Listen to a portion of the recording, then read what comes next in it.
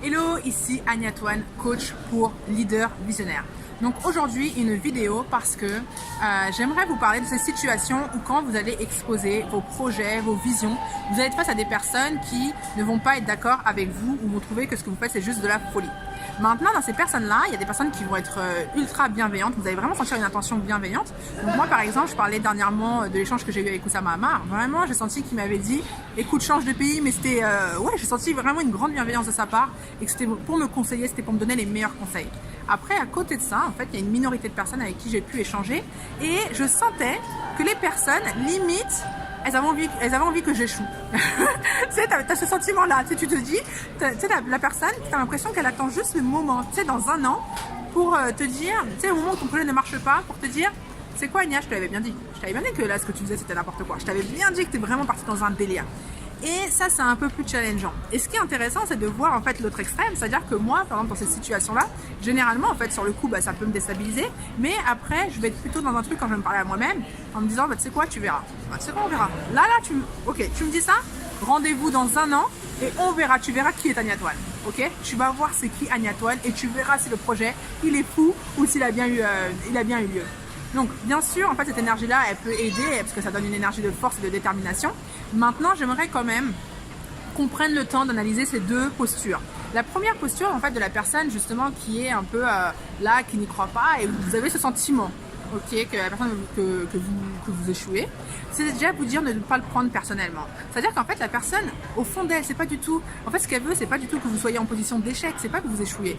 Mais en fait, dites-vous que si cette personne-là, par exemple, se met des barrières dans sa vie, si cette personne-là se dit que pour elle, il y a des projets qui sont impossibles, qu'elle ne s'autorise pas à faire des choses, si vous, de votre côté, vous faites des projets qui, elle, lui semblent infaisables, vous allez perturber cette personne-là dans le champ des possibles, dans ce qu'elle est capable de faire. Donc, ça va quelque part l'obliger dans son système, en fait, dans son cerveau à, comment dire, à sortir de sa zone de confort.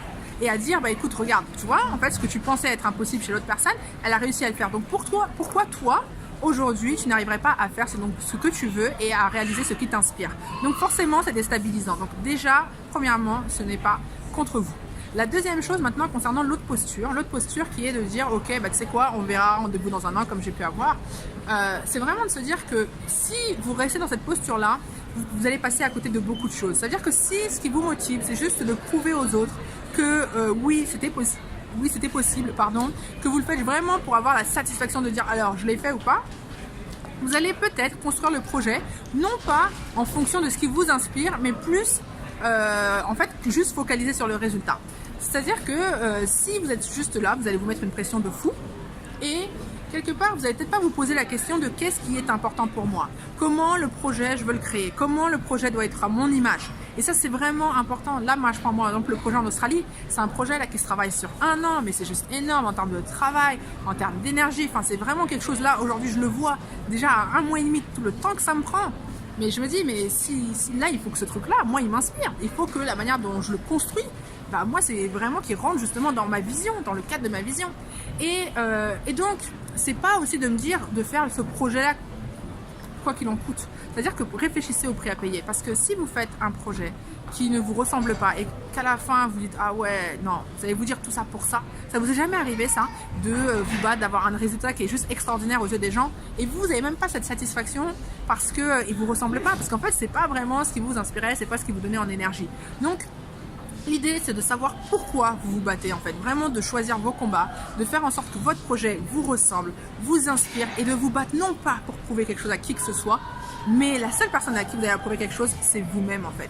Et de faire quelque chose, un projet que vous allez aimer et quand vous allez regarder, mais vous allez avoir tellement de plaisir à le voir et que même d'ailleurs, et ça c'est aussi un test, c'est une question qui peut vous aider, de vous dire ok, en fait dans le cas où le projet, le résultat n'est pas comme il veut, est-ce que je serai fière malgré tout?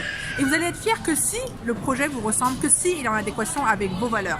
Parce qu'au final, franchement, si vous vous démenez pour un projet qui n'est même pas en adéquation avec vos valeurs, que vous êtes battu juste pour un résultat et que il n'a même pas été quelque part en adéquation avec vous, ce qui vous inspire, mais non seulement, en fait, vous n'aurez pas eu le résultat que vous souhaitez, mais en plus, vous allez vous dire, mais tout ça pour ça.